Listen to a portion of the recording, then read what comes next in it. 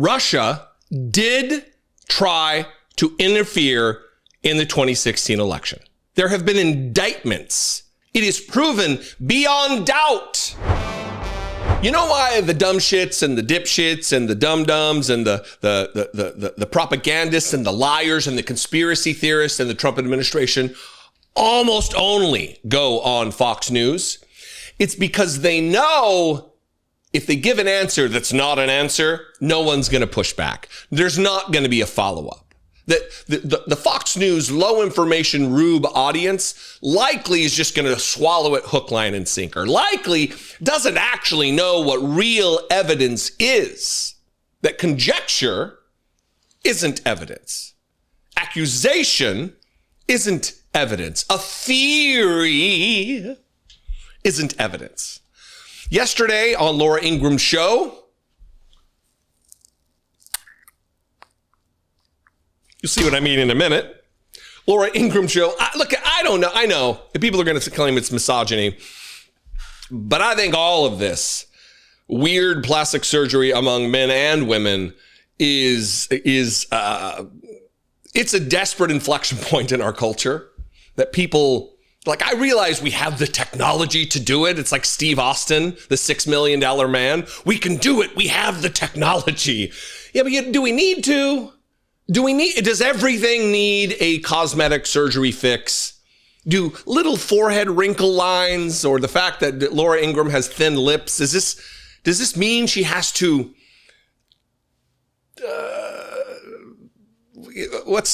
vandalize herself? I was thinking of graffiti. Does she need to I just don't get it. Anyway, somebody explain that to me. But anyway, that was a tangent. Laura Ingraham is on with, she has Tulsi Gabbard on.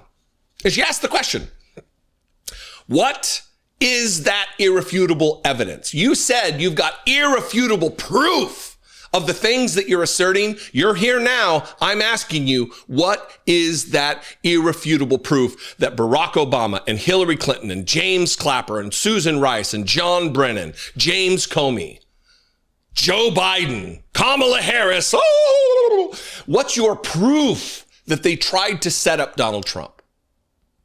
You will not be surprised that her answer provides zero evidence. It is just a continuation of conjecture and accusation and theory and conspiracizing. Watch this. You said there was irrefutable evidence that Obama was the mastermind of this intelligence manipulation and the perpetuation of the Russia hoax. What is that irrefutable evidence for our viewers tonight?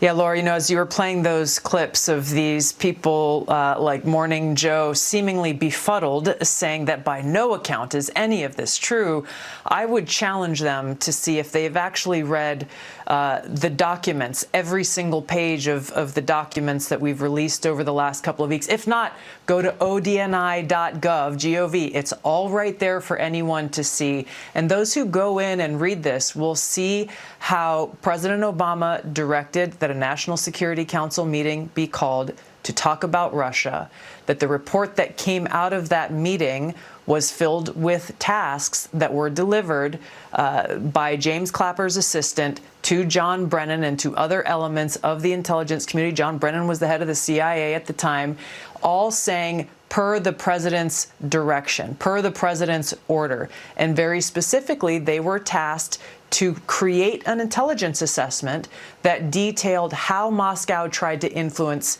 the election, not if, but how.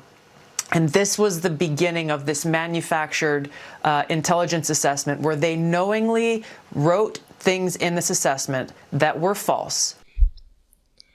Russia did try to interfere in the 2016 election. There have been indictments. A grand jury met. There was a criminal case. It is proven beyond doubt that this happened. Your evidence is that Obama's government, intelligence agencies, CIA, NSA, they tried to protect the American people from a hostile foreign power interfering in our democratic process. That's your evidence? think you know what evidence is, sister.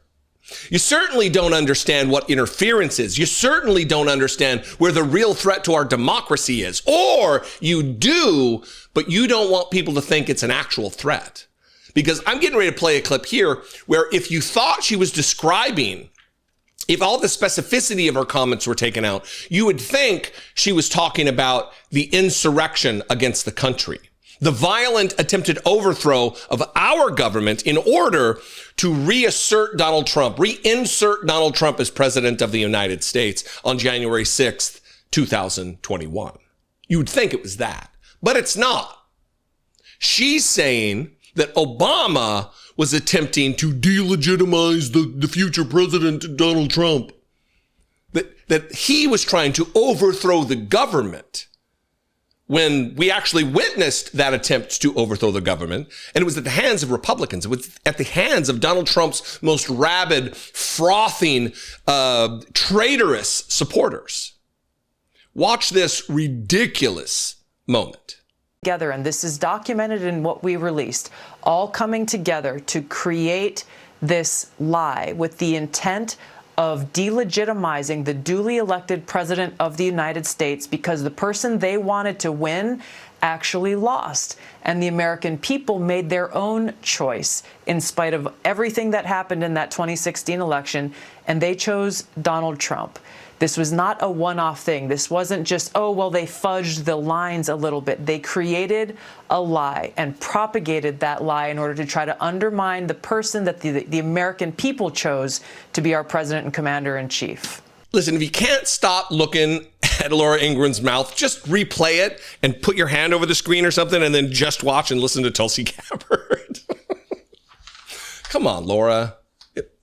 You're a pretty lady. Just be a pretty lady. You don't have to look like Kimberly Guilfoyle or Laura Trump or any of these other idiots. Just be who you are. Be proud of how God made you, sister. Anyway, what do you think of all of this, including my apparently problematic opinions about plastic surgery? I guess maybe it's this. Maybe it's my own insecurities that when you look like this, like there's no plastic surgery that's going to help. So maybe I'm a little jealous. Maybe that's it.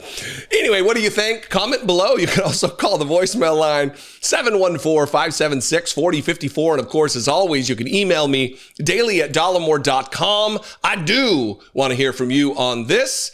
You can also support this work, help produce these videos on a daily basis by clicking the join button below this video on YouTube, by going to patreon.com/IDoubtItPodcast. Both great ways to help support and produce this work, reaching the millions of people that I do every single month. And that number is growing. I appreciate you very much. Make sure you're subscribed to this channel on YouTube. Follow me on social media. I am at Dollemore just about everywhere. Facebook and Threads and Blue Sky and Instagram and TikTok. I'm not on Nazi Twitter, and I will not be, but everywhere else. Anyway, I love and appreciate you very much. I'll see you next time. Be genuine and take care of one another.